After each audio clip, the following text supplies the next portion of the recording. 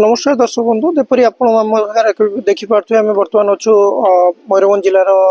जिलापाल ऑफिस रे देखिपे आम सागर बैसिंगारू आसुच्च दुकानी मैंने किसी माने किसी दाबी अच्छी से दाबी गुड़िक विषय आसतु कथबार्ता करिया पचार आप ना तुषारकांत पंडा कौन कौन दाबी रही कलेक्टर तो प्रथम दाबी हूँ आम दीर्घ दिन धरिकी बैसिया बजार दुकान कर पूर्व बापा करते तो बर्तमान बैसिया माणत्री जो पीडब्ल्यू रोड अच्छी से रोडटा प्रशस्तीकरण होमको नोटिस कराई जे एति चिन्ह छाड़ी दवापाई आम छाड़ी देलु स्वतंत्र भाव छाड़ी देलु तो तापर मुहूर्त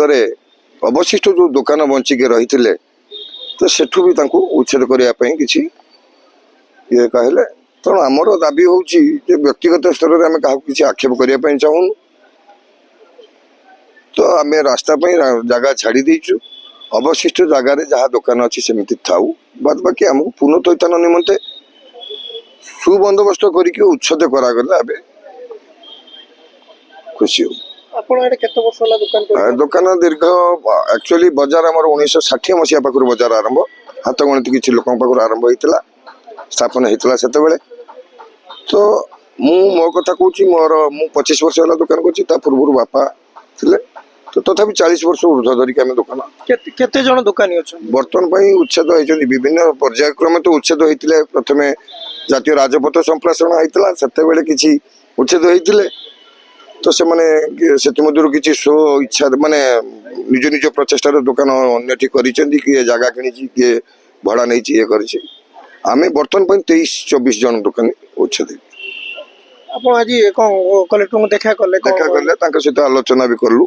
पाखे आम गोटे दाबी रखिलु जे रास्ता जी जगह आपण मान आवश्यक आम छाड़ी देचु अवशिष्ट जगह को आपण कौन न भांगी कंसीडर करंतु एवं जो माने उच्छेद हो जाइछंती तो तांकु थैथान बंदोबस्त कर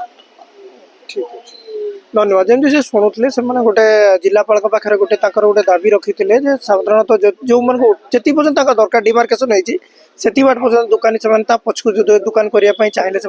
करूँ जदि जे मान उच्छेद हो गोटे पुनर्थैथान जोटा अधिकार अच्छी से कथबार्ता फलप्रद होती मयूरभंज बारिपदार दीपक पाणिग्राही रिपोर्ट कोणार्क लाइव।